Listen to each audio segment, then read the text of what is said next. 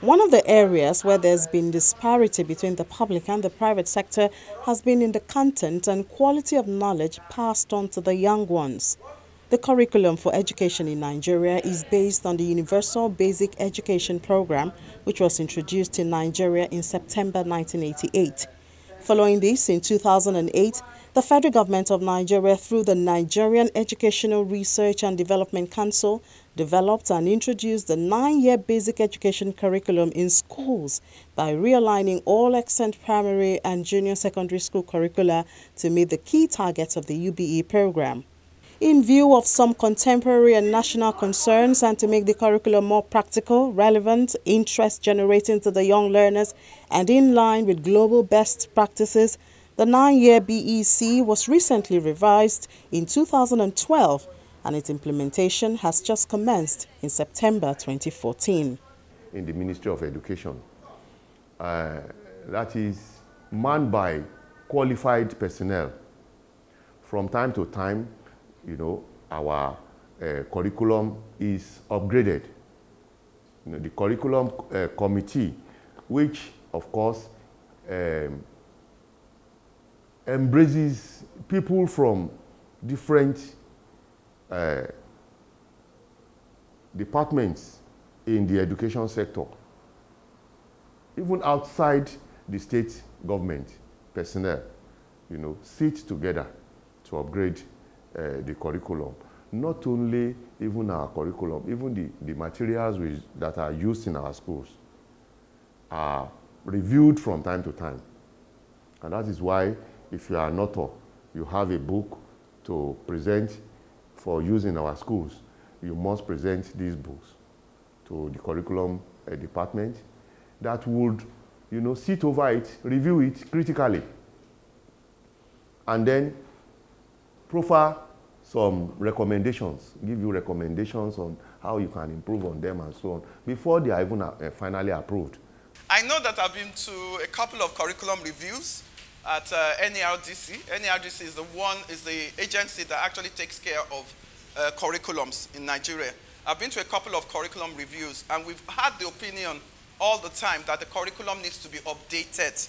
Do you understand? We're talking about a technology-enabled environment. We're talking about student-centered learning, student-facilitated learning. It has left teacher-centered.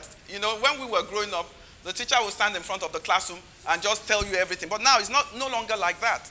We are educating for employment. How do we prepare them for the workplace? You don't come to a school just because you want education. You come because you want to have a good career. You come because you want to have a job. So the school and the curriculum must tailor you to ensure that you have the right curriculum that they are using in the private sector.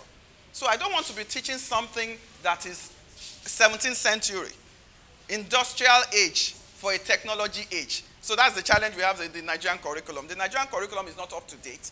It is not looking at the 21st century expectations of employers in the workplace. So it needs to be tweaked. Now the government is also encouraging parents to discover inherent talent in their children and possibly empower them better by sending them to technical schools.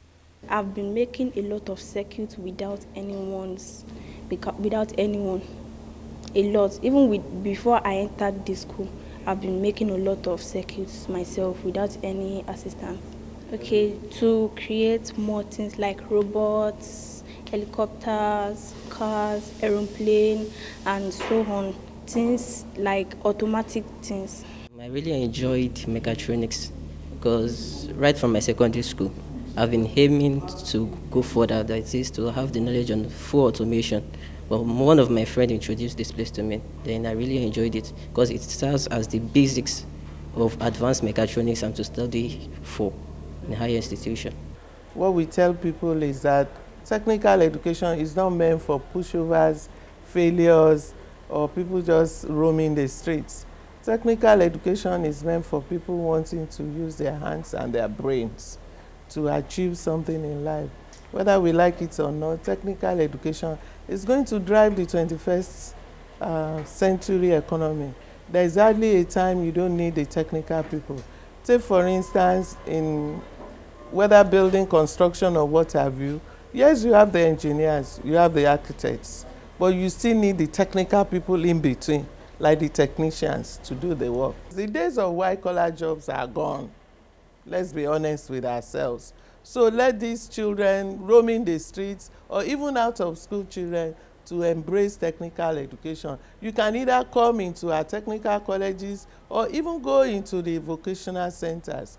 And in addition, our colleges is not the end point. Once you graduate after 3 years from our own colleges, you can still go to the university. You just sit for JAMB. And I tell you what, they are better students in the universities. The critical thing is that for technical education, it should be about 30% theory and 70% practicals.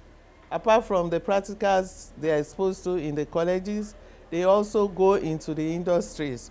Take for instance, when they are in the second year, they spend 3 months in industry, depending on their area of specialization, whether it's metal fabrication, automobile, whichever one is applicable to them as individuals.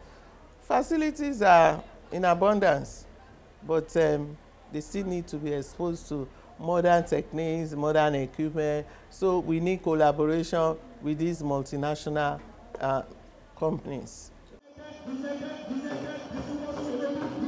While many seek for ways to tweak the curriculum to suit the modern-day technologies and demands for tomorrow's workplace, there are those who are also calling for attention to emphasize the Nigerian culture in the curriculum. If we are conscious and they use it, of course, it's a value chain. Those who produce the cloth, the market women that we sell, those that will wear it, the tailor that will sew it.